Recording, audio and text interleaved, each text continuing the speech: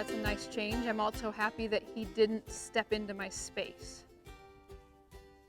He did a good job there again by trying to stay. Now he's tried to stay several times and he's done a pretty good job. I'm going to go ahead and send him. I'm going to ask him to leave. This is a good sign because I'm asking him to leave.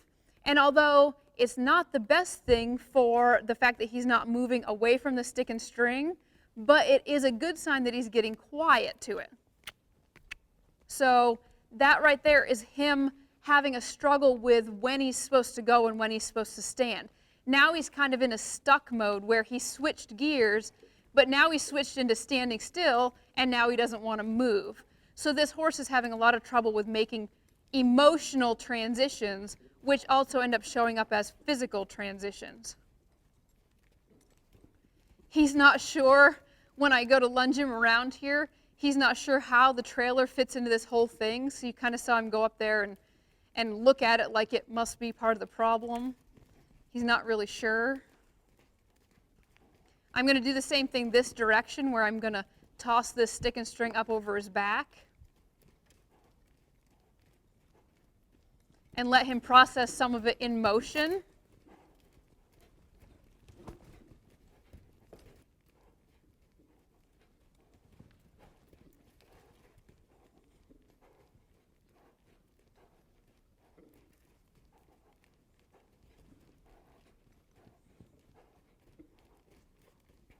Ask him to disengage, turn and face me.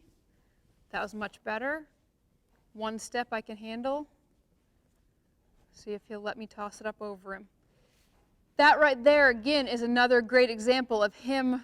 He's trying really hard to do the right thing. He knew he was supposed to stand. He didn't really want to. You can see that fight where part of him really wants to leave and part of him really wants to stay. So that's where he's having that trouble with that emotional transition. So what's going on right now is that he's still being very reactive about the stick and string, but he's getting better in some places, and you can see the licking and chewing, but down around his hind legs, he's actually kicking out at the stick and string. He's managed to step on it now, accidentally. Back in my space, I should be able to lead him forward, but he better get out of my space at least as easily as he came into it. That's still one of the stickiest spots. He really needs to stay out of my space better because when he is going to climb up in that horse trailer, as freaked out as he is right now, as concerned as he is about everything that's going on, he would not be very fun to be in a small enclosed area with. A lot of this is repetition. He's making the mistake of thinking I want him to go forward when I toss this over his back. There you could see again that mental struggle. He thought about going forward and then he held himself still. So that's progress. I'm still going to back him up.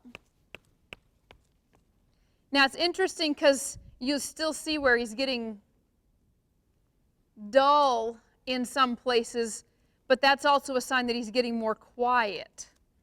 So we can let him get more quiet, but we still want him to be responsive. There's an example of how he's getting more quiet to the tapping. The good news is when he starts to get a little more dull like this, when he starts to allow me to tap on him longer, whether it's moving his front end or whether it's backing him up, this means he's actually starting to think.